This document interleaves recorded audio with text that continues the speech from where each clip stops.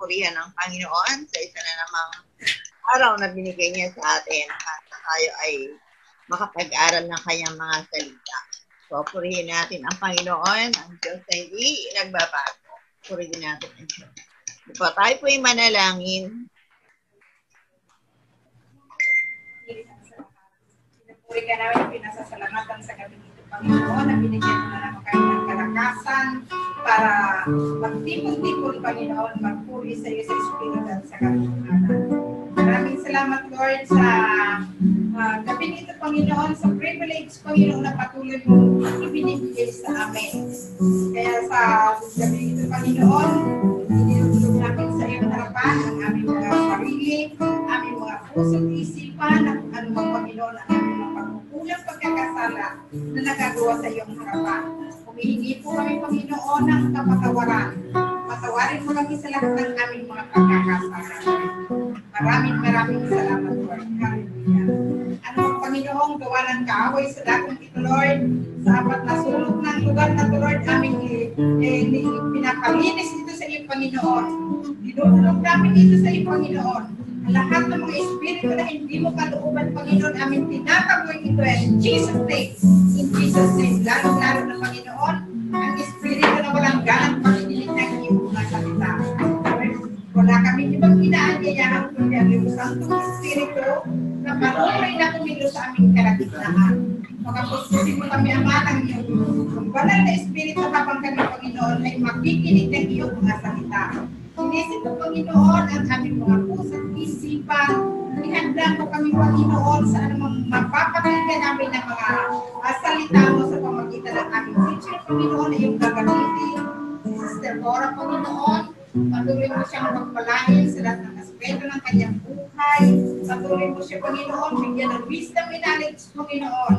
Ipabago mo siya, Lord, sa pinakamababa na hindi mo siya makita kung di ang iyong kapangyarihan. Lord, maraming salamat. Maraming salamat sa patuloy mo na pagbibigay mo sa amin ang kalakasan. Maraming salamat habang kami, Panginoon, ay patuloy na magpupuri sa iyo ng lahat ng pagpupuri sa iyo, Panginoon, ay aming itinataas lamang sa iyong dakila at makapangyarihang pangalan. In the mighty name of Jesus Christ, we pray. Amen. Amen. Amen.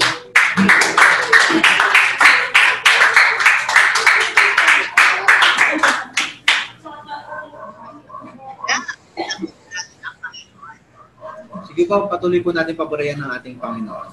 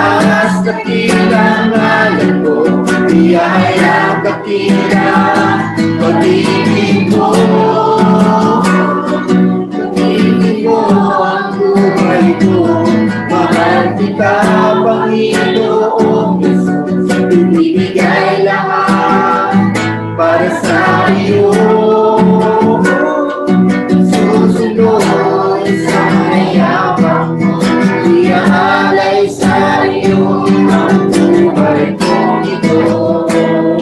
Itataas sa pinangalan mo, iayag at ilang pag-ibig mo. Gamitin ko ang buhay ko, mahal kita, Panginoong Jesus. Ibigay lahat para sa iyo. Susunod sa mga yapak mo, iaalay sa iyo ang buhay ko. Ito sa pagmamahal, itataas na pinangalan mo, iayag at ilang pag-ibig mo. Gamitin ko ang buhay ko, mahal kita, Panginoong Jesus.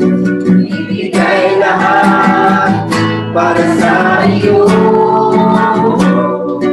Susunod sa mga yapak mo, iaalay sa iyo ang buhay kong ito.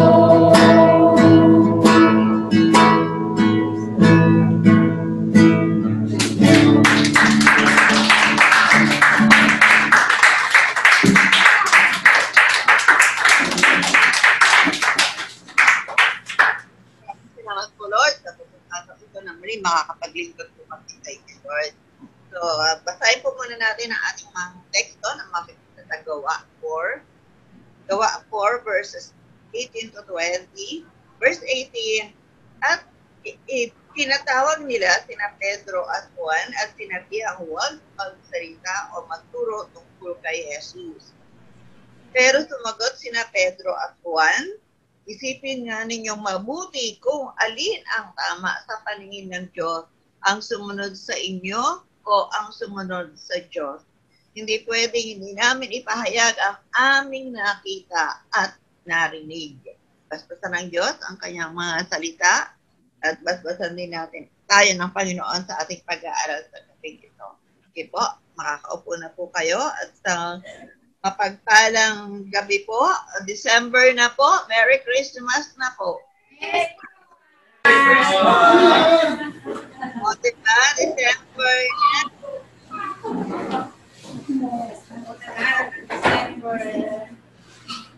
Napag-aralan po natin ng isang linggo na tayo po kung gaano kahalaga ang ilaw sa buhay po natin. At the other week, yung asin, di po ba? Asin at ilaw ay kailangan po natin sa buhay natin, sa araw-araw na buhay po natin. So, bilang tayo naman po ay nagsilbing asin at ilaw sa mundo ito, mahalaga tayo sa buhay ng ibang mga nakapaligid po sa atin. Kasi nga po, diba, sabi natin, mahalaga yung asin, mahalaga yung ilaw. So, ganun din tayo. Bilang asin, mahalaga tayo sa mga tao nakakasalamuha natin, para sila mabago, para sila ma-preserve, at para maging ilaw na kagaya po natin.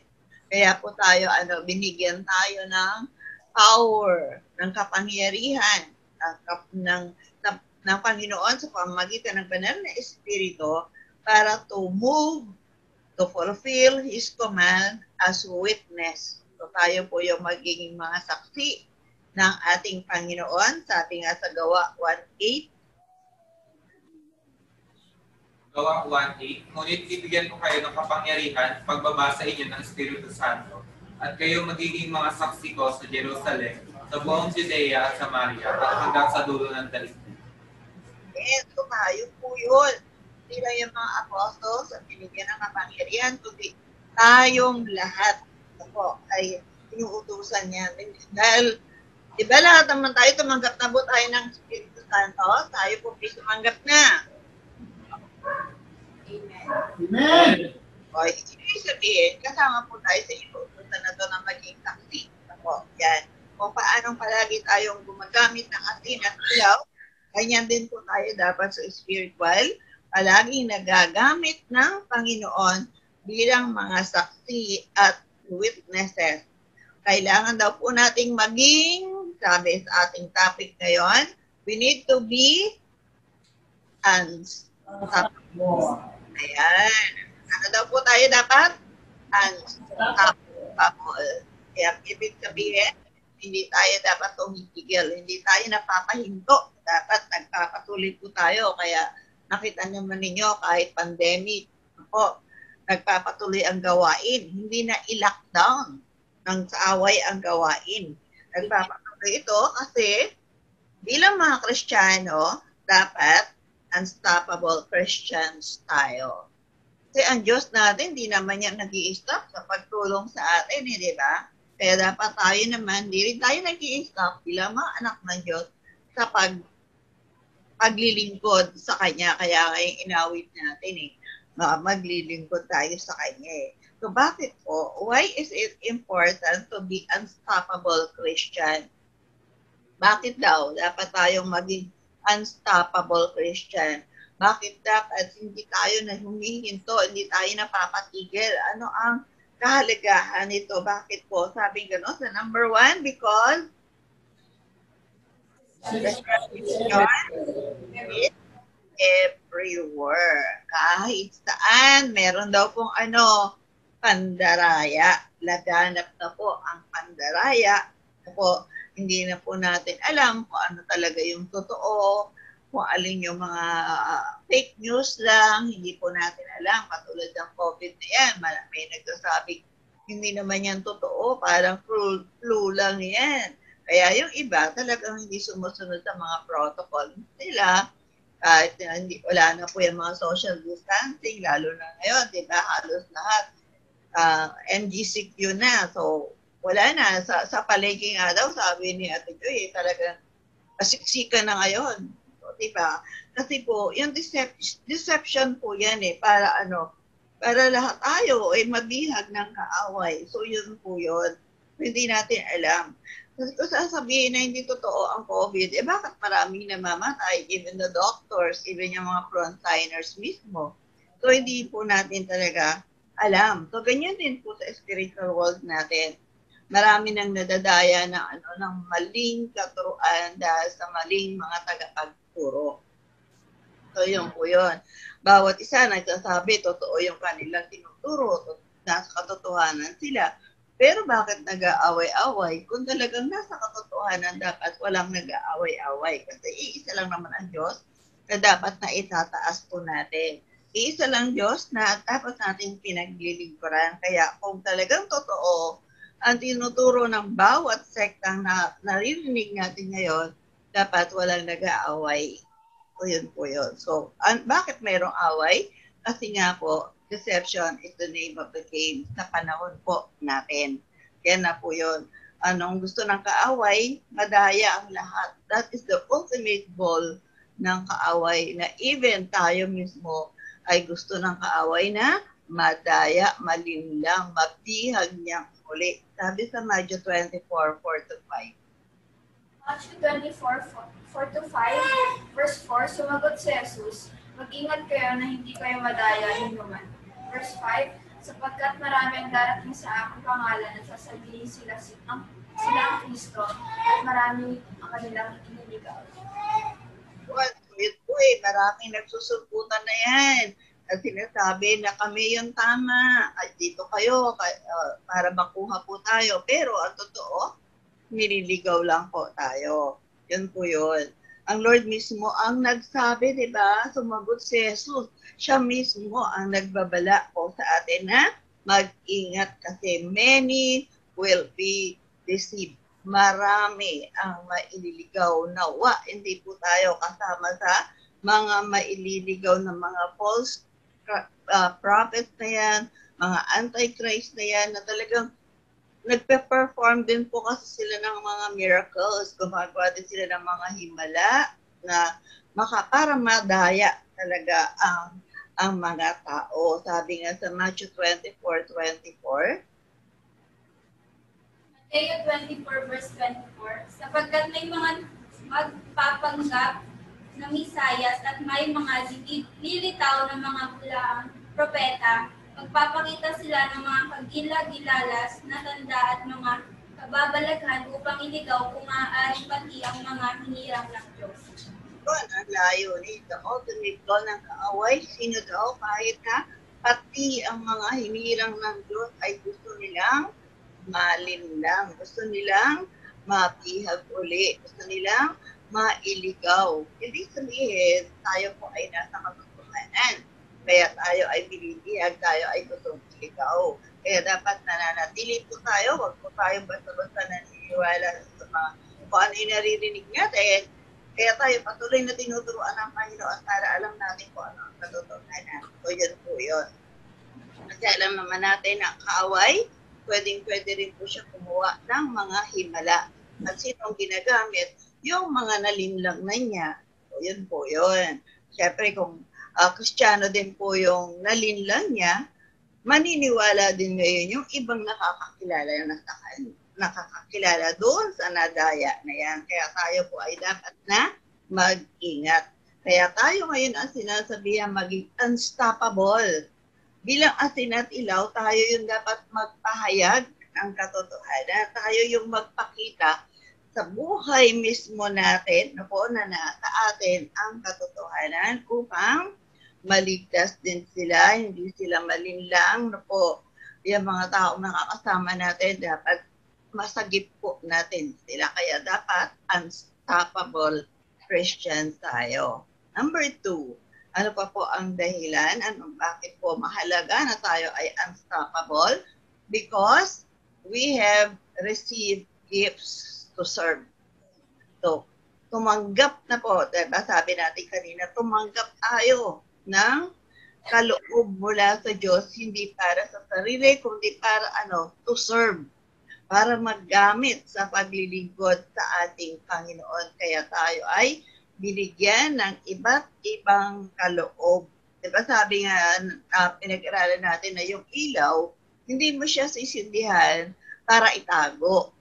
So, ganun din po tayo. Hindi tayo binigyan ng mga kaloob, ng gift of the Holy Spirit, para lang sa sarili natin, para itago. Hindi po. Dapat ito po ay magamit po natin, makapagbigay tayo ng liwanag sa ibang tao, makapagbago tayo ng buhay nila bilang mga catalyst. Diba yung salt catalyst po yan? So yun po yung trabaho po natin. Kaya po tayo binigyan ng kaloob. Ano po ang sabi sa Romans 12:6-8? Ano yung mga kaloob sa atin? Romans 12, verse 6-8. Verse 6, yamang meron tayong mga kaloob na magkakaiba ayon sa kagandahang loob ng Diyos sa atin. Gamitin natin ang mga kaloob na iyan. Kung ang paghahayag ng kalooban ng Diyos ang ipinagkaloob sa atin, pahayag natin ito ayon sa sukat ng ating pananampalataya. Verse 7, kung paglilingkod, maglingkod tayo. Magturo ang tumanggap sa kaloob ng pagtuturo. Verse 8, at nangaral ang may kaloob na pangangaral. Kung pag-aabuloy, mag-aabuli ng buong kaya. Kung pamumuno, mamuno ng buong sikap. Kung nagmamakawang gawa, gawin ito ng buong galak. Amen. Yun po. So lahat. Nakita nyo na po ba kung nasaan dyan ang kaloob sa inyo? So lahat po tayo ay may kanya-kanyang kaloob na ibinigay ng ating Panginoon. Bakit po? Kasi, diba, isang katawan lang tayo eh. Alin po ba sa bahagi ng katawan nyo ang walang ginagawa? Meron ba? Niniwala ko wala. Lahat ng bahagi ng katawan po natin ay may ginagawa. So, bilang katawan tayo ng Panginoon, lahat tayo dapat may ginagawa sa kanyang ubatan. Dapat lahat tayo kumikilos para sa ikabubuti ng bawat isa. Kaya, di ba, kung halimbawa yung kamay ayaw kumilos, o paano? Ano ikakabuti nun para sa buong katawan? Wala. Kaya dapat lahat tayo gumagawa, lahat tayo ginagamit ng Panginoon. Dahil mahal natin ang katawan ni Kristo, dapat nagpapagamit tayong lahat. Mahal natin ang bawat isa, kaya dapat tayong maglingkod, dapat maging unstoppable para ipakita po natin yung suporta natin sa katawan ng Panginoon, yung suporta natin sa bawat isa po sa atin. Ano pa ang sabi sa unang Pedro 4:10-11? Unang Pedro 4:10-11, verse 10, binigyan ng Diyos ang bawat isa sa atin ang kaloob. Gamitin natin ito para sa ikabubuti ng lahat bilang pagpuputing katiwala ng iba't ibang kaloob ng Diyos. Verse 11, ang binigyan ng kaloob sa pangangaral ay dapat pangaral ng salita ng Diyos. At ang binigyan ng kaloob para maglingkod ay dapat maglingkod ayon sa kakayahang ibigay sa kanya ng Diyos upang mapapurihan ang Diyos sa lahat ng ginawa natin sa pamamagitan ni Jesucristo. Makapangyarihan siya at karapat-dapat purihin magpakailanman. Yan ang sabi sa verse 10, di ba, maliwanag na binigyan ng Diyos ang bawat isa sa atin ng kaloob. So lahat po tayo ay may kaloob. So kung mabubuting katiwala tayo ang mga kaloob na yan, dapat daw po ginagamit natin para sa ikabubuti ng lahat. Kaya pag hindi po tayo nagpapagamit, hindi po tayo nakakatulong sa kabutihan ng katawan ng Panginoon. So dapat na po maging unstoppable Christian tayo, hindi lamang po sa kabubuti natin, kundi higit sa lahat sa kapurihan ng Diyos, to give glory to God. Yun po yung napakahalaga, kaya dapat na unstoppable tayo, dapat naglilingkod tayo, patuloy na naglilingkod upang mapapurihan ang Diyos sa lahat ng ginagawa niya sa atin. Yan po yung kumbaga pagtanaw, pagbabalik ng kaputihan ng Lord sa atin, tayo naman po ay naglilingkod sa Kanya. And number 3, at ang napakahalaga, bakit kailangan unstoppable tayo? Because the Lord is coming very soon. So malapit na po talaga, nakikita na po natin, kakaiba na po yung nangyayari sa paligid, di po ba? Na dati sa mga ganitong time naman, hindi ganyan na may mga bagyo-bagyo, wala po yun dati. Po, pero ngayon, iba na po talaga ang panahon. Kaya nagpapakita na malapit nang dumating ang Panginoon. Ang tanong, yan, kagaya niya. Tignan niyo po yung mga daming upuan na bakante na ngayon. Nasaan kaya yung mga anak ng Diyos na dating nakaupo dyan? Ano na po kaya ang ginagawa nila ngayon? Diba? Dati naman puno po yan. So dapat po, di po wala po tayong tigil pagdating sa paglilingkod sa ating Panginoon. Ang ginagawa niyo po yan ay hindi lang basta nakaupo dyan, naglilingkod po kayo ngayon. Yan po ay isang trabaho, yan po ay isang pinapagawa ng Panginoon na dapat na ginagawa natin. Po, dapat lalo na kung tayo, o lalong-lalo na kung tayo ay talagang mga manggagawa. Pero nasaan na po? Marami na ang lamig, marami na ang nadaya. Yun po yun. Nadaya na ng kaaway, kaya nawawala. Kasi nga po, nag-stop. Kaya ang gusto ng Lord, unstoppable tayo, kumikilos, gumagawa.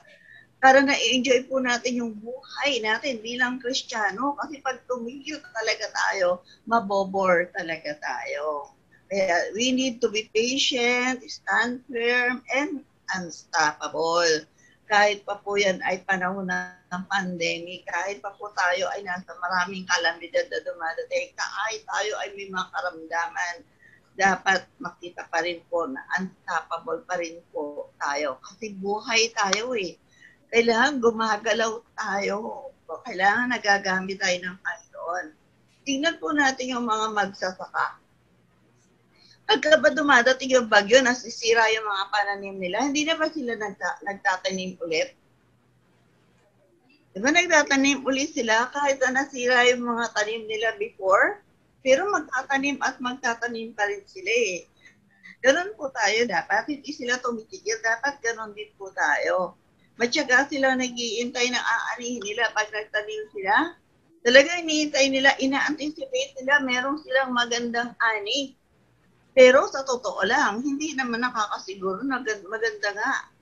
At sagana aanihin nila. Kasi nga, pag may dumating na dilubyo, wala pong pangyayari sa mga itinanim nila. So yung inaasahan nila, mababaliwala lang po yun. Katulad nga lang nangyari, nitong mga nakaraang bagyo, di ba? Lahat ng mga tanim na magsasaka, wala sila napakinabangan. Pero hindi po sila tumitigil. Nagpapatuloy pa rin po ang mga magsasaka. Ganyan daw po tayo dapat. huwag tayong magsawang magpatuloy sa pagdalo, sa paggawa, sa paglilingkod. Bakit? Malapit na nga dumating ang Panginoon eh. Amen po ba? Nandyan po ba kayo? Dapat po, naramdaman ko, malapit na nga talaga dumating ang Lord. Dapat kumikilos ako, dapat naglilingkod ako sa Panginoon. Tingnan po natin ang sabi sa Santiago 5:7-8. Santiago 5, verse 7-8, verse 7. Kaya nga pagsaga kayo, mga kapatid, hanggang sa pagdating ng Panginoon. Tingnan ninyo ang magsasaka. Buong tiyaga niya hinihintay ang mahalagang bunga ng kanyang sutirin at ang pagpatak ng una at huling unan. Verse 8, dapat din kayong magtiyaga, tubayan ninyo ang inyong loob, sapagkat nalalapit na ang pagdating ng Panginoon. Amen. Ito po yung napakahalaga doon. Ang sabi, kayahin natin magsasaka. Bakit? Malapit na dumating ang Panginoon eh. Dapat madatnan tayo na gumagawa. Madatnan po tayo na nagtsatsaga sa gawain ng Panginoon. Hindi po yung ayaw natin nahihirapan, ayaw natin naghihintay, ayaw po natin na, yun, marami tayong ayaw, kaya tayo nawawala sa gawain. Maging matyaga daw po tayo. Bakit? Ang aanihin po natin ay sigurado sa Panginoon. Ano man yung tinatanim natin sa Panginoon, sigurado may aanihin po tayo. Hindi nga sabi ko yung magsasaka, hindi sigurado yan eh. Kasi pag may dumating nga na kalamidad, wala na. Pero tayo po, tandaan po natin, meron po siguradong aanihin. Kaya huwag tayong magsawang, dumalo, sumunod, at maglingkod sa Diyos. Sabi sa Hebrews 10:23-25. Magpakatagpag tayo sa ating pag-asa at huwag mag-alinlangan sapagkat dapat ang nangako sa atin. At sikapin natin mapukaw ang damdamin ng bawat isa sa pag-ibig sa kapwa at sa paggawa ng mabuti. At huwag kaligtaan ng tutulong sa ating mga pag-ipon gaya ng ginawa ng ilan, kunting palakasin ng loob ng isa't isa, lalo na ngayon nakikita natin na lalapit na ang pagdating ng Panginoon. Amen. Yan daw po eh. Huwag daw kaligtaan ang pagdalo sa mga pagtitipong gaya ng ginagawa natin ngayon. Kaya nga lang po, nakakalungkot, nasa na po yung iba? Nakaligtaan na po ba? Yun eh, kaya di ba sabi, magpakatatag tayo sa ating pag-asa at huwag mag-alinlangan. Bakit? Tapat ang nangako sa atin. Hindi po nawawala ng kabuluhan yung ginagawa natin na yan. Kaya dapat magtiyaga po tayo dahil nga malapit nang dumating ang ating Panginoon. So yun po. Hindi po yan nasasaya. Maging unstoppable Christian po tayo. Kasi nga po may kasabihan, Brother Angeles, natatandaan mo pa ba yung kasabihan, yung slogan na ang umaayaw ay hindi? Ano, Brother Angeles? Nawawagi. O, diba? Siyempre, pag umayaw ka, hindi ka magwawagi. Pero ang nagwawagi ay hindi? Ayaw. Pag nagwawagi ka, ay hindi ka umayaw, nagkapagpulutan. Ganyan po tayo sa Lord. Nagwawagi tayong palagi, kaya dapat hindi po tayo umaayaw. Dahil pag umayaw tayo, wala po tayong makukuha ang katinarang. Hindi po tayo magwawagi. Kaya dapat maging unstoppable Christian. Ang tanong, how? How to be unstoppable Christian. Yan. Kailangan lagi ganyan. Nandiyan dyan sa gawain, di ba? Number 1, stand firm in the truth. Ayan. Paano maging unstoppable? Matatag na tayuan ang katotohanan. Kahit anong marinig natin na hindi totoo, na mga katuruan, hindi basta-basta, ay oo nga, puro ay oo nga tayo. Dapat hindi po. Dapat alam natin yung katotohanan at yun ang tayuan natin para hindi po tayo madaya, hindi tayo maigaw. Kaya nga tayo patuloy na may gawain para alam po ninyo ano ang katotohanan. Para pag may narinig tayong ibang katuan, alam na alam agad natin, no, hindi totoo yan. Yun, dapat ganun po tayo. Maging matatag po tayo doon sa ating pananampalataya sa katotohanan. Bakit? Itong katotohanan ito, itong salita ng Panginoon na to, yan po tayo na bago, yan tayo na born again. Yan tayo nagkaroon ng maayos na buhay. Kaya dyan po tayo magpakatatag para ma-depensa po natin. Just in case na meron tayong naririnig na mali, alam na alam po natin i-correct. Bakit? Yun po yung tinatayuan natin, yung katotohanan. Ang hawakan po natin to para hindi tayo maligaw, hindi tayo madaya ng mga maling katuruan. Yan po. Nalinis na tayo sa pamamagitan ng salita ng Diyos eh. Kaya manatili na tayo sa katotohanan pinapahayag sa atin palagi. Wala po tayong pinag-aaralang mali. Kaya nga kayo mismo ang nagbabasa ng mga verses.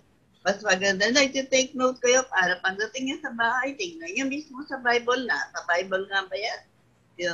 Yun po yung importante na nag-aaral para nang sa ganon, alam po natin kung ano ang katotohanan. Alam niyo na hindi ko kayo nilililang. Alam niyo na sinabi ko ay katotohanan. So, dapat ganun po, nag-take note po kayo dapat. Ano sabi sa unang Pedro 1, 22-23? Unang Pedro 1, verse 22-23, verse 22, at dahil sumusunod na kayo sa katotohanan, malinis na kayo sa mga kasalanan niyo, upang magkaroon kayo ng tapat na pagmamahal sa mga kapatid niyo kay Kristo, magmahalan kayo ng taos-puso. Verse 23, dahil ipinanganak na kayong muli, at ang kapanganakan ito ay hindi sa pamamagitan ng mga magulang ninyo na mamatay, kundi sa pamamagitan ng buhay at walang hanggang salita ng Diyos. Amen. So, doon tayo na born again sa pamamagitan ng salita ng katotohanan. Hindi tayo na born again. Pinanganak tayo ng ating mga magulang, pero yung born again sa pamamagitan ng salita ng Diyos na wala daw po, walang hanggang salita ng Diyos. Doon po tayo ipinanganak. Kaya dapat tayuan po natin yun. Dapat alam na alam natin ang salita ng Diyos. Stand firm, love the truth, love each other. Yan po yung nasa salita ng Panginoon. So that no one can deceive, stumble, and stop us. Wala po makakapigil sa atin basta alam natin ang katotohanan. O alam natin kasi kung ano yung mali eh. Pag alam mo katotohanan, syempre alam mo ang mali. Kapag matibay po tayong nangahawakan sa salita ng Diyos, syempre hindi tayo madadaya, hindi tayo maibubuwal ni naman, at lalong hindi mapapahinto sa paghahayag ng katotohanan. Kasi di ba, pag alam mo yung totoo, hindi ka mapapakali. Pag naririnig mo doon sa sinasabi, ay hindi naman tama. Matidepensahan po natin, mahahayag po natin kung ano ang katotohanan. Tulad ng mga apostles, di ba? Yung mga disciples noon ng kanilang kapanahunan, pinagbabawalan talaga sila, pinagbabantaan silang patayin, pero hindi natinag ang kanilang paghawak sa katotohanan. Yun po yun. They remain unstoppable sapagkat mahal nila ang katotohanan. Mahal nila ang utos ng Diyos at hindi ang utos ng tao. Sabi sa Gawa 5:29. Gawa 5:29, ngunit sumagot si Pedro at ang ibang mga apostol, ang Diyos ang dapat namin sundin, hindi ang tao. Amen. Yes. Yun po. Kung talagang yung tao, for example, si pastor, based on the Bible ang sinasabi, pwede po nating paniwalaan yun. Pero pag hindi po ayon sa salita ng Diyos, meron silang inuutos na hindi naman ayon sa salita ng Diyos, hindi po natin pwedeng paniwalaan yun. Sino ang susundin natin? Siyempre, ang Diyos. Kasi ang Diyos, totoo ang sinasabi niya. Tama ang sinasabi niya. Kaya sinabi nila Apostle Pablo to na hindi ang tao susundin nila. Kasi ang utos ng mga tao, huwag sila mangaral.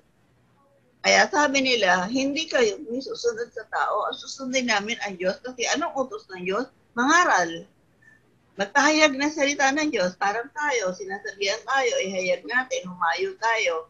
So yun po yung dapat na sinusunod po natin. Hindi yung magsasabing, huwag kang umalis, huwag kang dumalo, huwag mong ipahayag ang katotohanan. Hindi yun ang susundin po natin.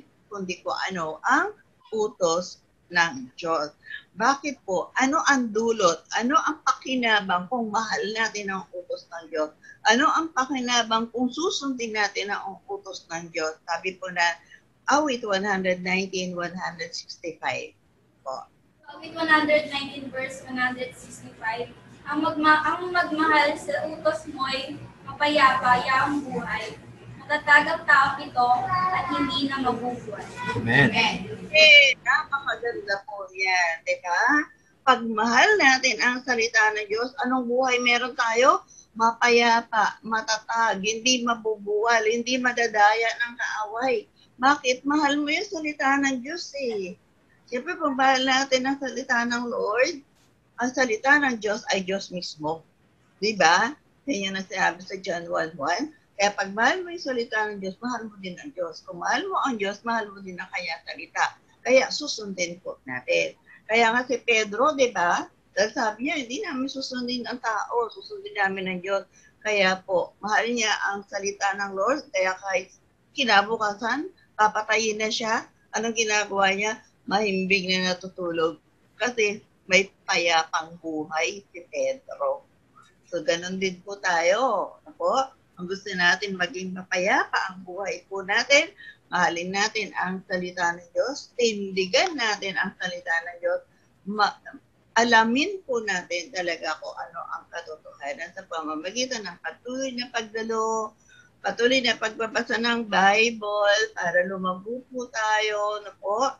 Yun po yung napakahalaga. Ganyan dapat katatag ang pagtayo natin sa katotohanan tulad ng mga apostles. Kaya pinatay sila, pero baliwala lang sa kanila yun eh, kasi ang gusto nila makasunod sa salita ng Panginoon. Mahal nila ang Diyos. Kaya po yun, hindi sila nadaya, hindi sila napaniwala, hindi sila napasunod ng mga taong nagbabawal sa kanila. Ayan po. Kasi ang number 2, dapat meron tayo, paano? Number 2, have a courageous faith. Ayan. Yung mahalaga eh. Anong pananampalataya dapat meron tayo? Courageous. Matapang na pananampalataya. Kaya nga po pwede tayo maghayag ng katotohanan. Basta alam natin ang katotohanan, meron tayong courageous faith, hindi po tayo mabubuwal ng kahit sino. Yan. Kailangan po natin ng courageous faith to be unstoppable in serving God. Amen. Diba? Kung duwag tayo, kung takot tayo, hindi tayo magagamit ng Panginoon. Diba? Pero tingnan po natin yung mga disciples, mga apostles, bakit sila nagtagumpay kahit na may mga threat. At talagang pinatay po talaga sila. Ha? Pero bakit hindi sila napatigil dahil pero silang courageous faith. Tingnan po natin si Pablo na sinabihan na, nag-prophecy na si Prophet Agabo sa kanya na yung may-ari ng sinturon na to ay gagapusin ng mga hindi Hudyo sa Jerusalem, gagapusin ng kamay, gagapusin ng paa, pero hindi po siya natakot.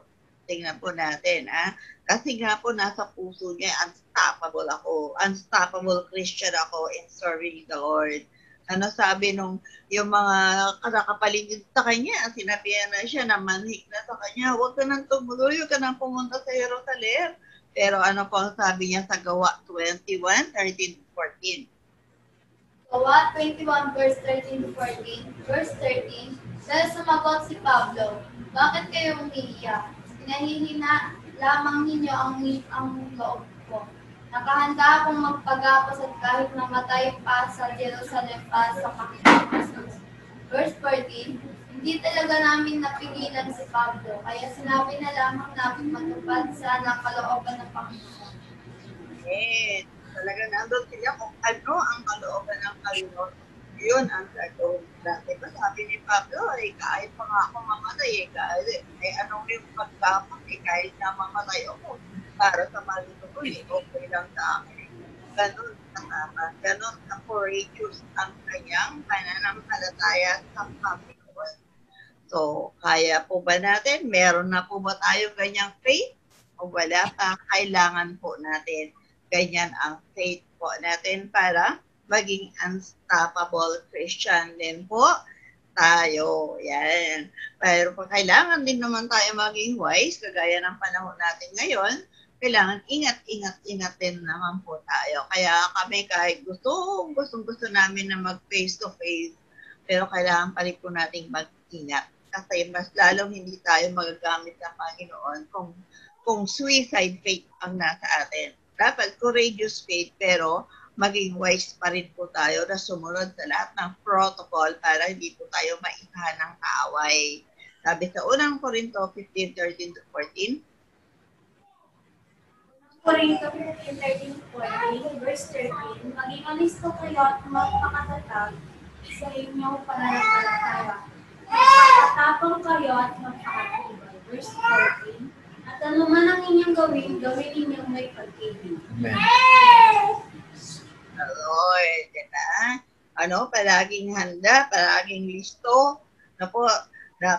Pero dapat matatag muna yung pananampalataya mo. Hindi yung susugod-sugod ka na, pero yung faith natin ay gigewang-gewang. So, hindi po dapat yun. Kaya kailangan sabi, magkaroon tayo ng courageous faith, maging matapang, maging matibay, pero gawin pa rin po natin may pag-ibig. Bakit? Ang kaaway po ay 24/7 na kumikilos yan. Unstoppable ang kaaway dapat unstoppable din po tayo. Mas unstoppable tayo. Yan ang dapat. Maging matatag, maging matibay, ang pananampalataya natin, nasa kaya hindi po tayo maging talunan ng kaaway. Yung faith po natin dapat talagang matatag yan. Palaban ang faith po natin. Para ano man ang mangyari, hindi po tayo magiging talunan ng kaaway. And number 3, always be prepared. Ayan. Handa po ba tayo? Nakahanda ba tayo? Saan? Sa pagdating ng Panginoon. Dapat handa po tayo palagi. Always be prepared for the Lord's coming. Kasi nga po, walang nakakaalam kung kailan darating ang Panginoon. Kaya dapat nakahanda po tayo. Meron nga ako napanood sa isang balita dun sa Catanduanes. Dahil nga dumaan yung kalamidad, nag-evacuate sila. Nung bumalik sila sa kanilang mga bahay, hindi na nila binalik yung mga gamit nila, yung mga damit nila, hindi na nila binalik sa aparador. Kung paanong nakalagay sa sako, sa mga bag, ganun na lang. Na bakit sabi nila, baka mamaya bigla na naman may dumating na kalamidad, handa na lang siya, buhatin na lang namin yung mga bag na yan. Ganon din po tayo dapat. O, nakahanda din po tayong palagi ano man ang dumating, mas lalong-lalo na kung ang Diyos ang darating, kung ang Lord ang darating. Dapat lagi tayo nakahanda. Kaya no need to stop ang mga Kristiyano. Wala pong dahilan para tumigil tayo. Dapat magpapatuloy po tayong lahat. Bakit? Lucas 12:35-37 and 40. 12, verse 35. Verse 35, maging handa kayo at sindihan ang inyong mga ilawan. Verse 36, sumunod kayo sa mga taong naghihintay sa pag-uwi ng kanilang Panginoon mula sa kasalan. Para pagdating niya ay mabuksan agad ang pinto. Verse 37, mapalad ang mga alipin na abotang nagpabantay pagdating ng kanilang Panginoon. Verse 40, kayo ba'y dapat humanda sapagkat darating ang anak ng tao sa oras na hindi ninyo inaasahan. Verse 37, mapalad ang mga alipin na abutang nagbabantay pagdating ng kanilang Panginoon. So dapat ganun po tayo. Diba? Yung sa 10 virgins, 5 lang doon ang nakahanda talaga eh. Nasisindihan nila yung kanila. Dapat daw lagi nakasindi ilawan natin. Tinuro na yan sa atin. Hindi tayo yung Christmas light na patay sindi o kung kailan Christmas time, tsaka ilang ilalabas. Hindi po tayo gano'n. Dapat daw lagi nakasindi ang ating mga ilawan para pagdating ng Panginoon, lagi tayong nakahanda. Lagi tayong, pag pumatok ang Panginoon, di ba, mabubuksan daw natin agad-agad ang pinto. Sa verse 40, di ba, sabi, kaya tayo man, tayo man humanda kasi hindi natin alam kung kailan talaga darating ang Panginoon. Kaya merong ang scout motto, di ba? Always be prepared. So, ganun din po tayo. Maging unstoppable in doing the task or the ministry that are entrusted to us. Ano man yung assignment na pinapagawa sa atin ng Lord, dapat magawa po natin yan bago dumating ang Panginoon kasi ipagsusulit po natin lahat yan sa takdang panahon. Yun po. Kaya dapat kung ano yung pinapagawa sa atin, nagagawa po natin yan habang hindi pa dumatating ang Panginoon. Sabi sa Matthew 24, 46 to 47. Matthew 24, 46 to 47, verse 46. Ang palad ng alipin iyon, kapag binatnan siyang gumagawa ng gayon sa pagbabalik ng kanyang Panginoon. Verse 47, sinasabi ko sa inyo, pamamahalain siya ng kanyang Panginoon sa lahat ng kanyang hari-hari. Ano daw, pag dinatan tayo ng Panginoon na handa, mapalad daw po tayo. So, ganun po. Kaya dapat maging handa po tayo. Naabutan tayo gumagawa ng Panginoon. Hindi po yung busy tayo sa mga personal business natin, no, at napapapayaan natin ang business ng Panginoon. So, hindi ko naman isinasabing huwag tayo magtrabaho. Pwede naman po. Pero huwag natin kalimutan ang gawain natin, ang responsibilidad natin sa ating Panginoon. Dapat nagagawa rin po natin yan. Po. Kasi nga po, pag naggawa po natin, syempre, may magandang resulta. Mayroon po, hindi pwedeng walang benefit ang lahat ang sumusunod sa Panginoon. Ano po ang result of being unstoppable Christian? We shall receive our rewards from the Lord. Ang Lord mismo. Kasi nga po, sa Kanya tayo naglilingkod eh. Kaya siya din ang magre-reward sa atin. Ang maganda, yung siya mismo ba? Siya mismo yung magbibigay. Sabi sa Pahayag 22:12. Pahayag 22:12, nakinig kayo? Wika ni Jesus, darating na ako. Dala ko ang mga gantimpalang ibibigay sa bawat isa ayon sa kanyang ginagawa. Ano yung basihan? Yung ginawa po natin. Kung ano yung ginawa natin, yun din yung gantimpalang ipagkakaloob sa atin. Paano kung wala tayong ginawa? May gantimpala ba? Gantimpalo. Meron. Diba? Yung po yung masaklap doon. Gantimpalo. So, dapat gusto po natin gantimpala, kaya maging unstoppable Christian po tayo. Our rewards kasi will be based according to our performances. Ganoon naman talaga, di ba? Kahit sa field, kahit nag-aaral ka, kahit nagtatrabaho tayo, yun ang basihan ng promotions natin, ng rewards natin, kung ano yung mga performances natin, kung ano yung ginagawa po natin. Kaya hanggat may panahon, gamitin na po natin yung mga kaloob na binigay sa atin ng Panginoon po para magkaroon tayo ng reward at matawag tayong mapalad ng ating Panginoon. Dahil sabi ko nga kanina, aani tayo sa lahat ng ginagawa natin para sa Panginoon. Kung yung magsasaka nga umaani, hindi po ba? Tayo pa kaya nasa Lord naglilingkod? Wala pong masasayang sa anumang gagawin nating paglilingkod, pagpapagal sa ating Panginoon. Patuloy po kayo mag-invite. O hindi po yun tayo yung kumukonte. Dapat dumadami po tayo. Dumadami po kayo dyan. Ako, patuloy kayong maghayag ng salita ng Panginoon, yung katotohanan po. At higit sa lahat, patuloy na makita sa buhay po natin po, na tayo ay asin, tayo ay ilaw sa sanlibutan na nakikita sa paligid po natin. Sabi sa 1 Corinthians 15:58, ilang ating huling verse, Therefore, my dear brothers, stand firm. Paano daw tayo mag-stand? Firm. Ayan. Let nothing move you. Wala dapat na makapag-move sa atin na nakaramdaman. Pero hindi po yan yung sinasabing dapat unstoppable tayo. Yung let nothing move you, na wala pong yung mga sufferings na yan, hindi po yan dapat maging hadlang para tayo ay maging unstoppable. Yun po ang ibig sabihin. Always give yourselves, fully to the Lord, to the works of the Lord, because you know that your labor in the Lord is not in vain. Amen.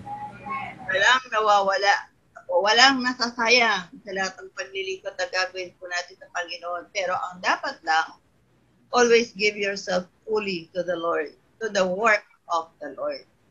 Buong puso, buong kaluluwa, pag naglilingkod po tayo, hindi yung parang basta-basta na lang, naglingkod na ako, pero hindi naman worth yung ginawa natin paglilingkod sa Panginoon. So wala din pong reward.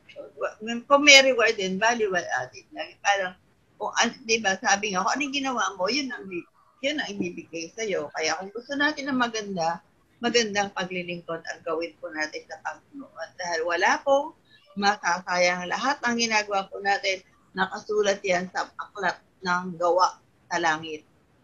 Wala pong exempted yan. Wala tayong masasabi, Lord, naglingkod ako sa'yo. Sabi na kayo, hindi kita kilala. So, diba? Dapat lahat po ng ating ginagawa ay talagang makabuluhan sa ating Panginoon. Tingnan po natin, isipin po natin, diba? Imagine lang po natin ngayon, isipin po natin, na pagharap natin sa Panginoon, siya yung sasalubong sa atin. Lagi nga sinasabi ni Pastor Ludwig, hindi San Pedro na may dalang manok at susi ang sasalubong sa atin. Ang Lord po ang sasalubong sa atin.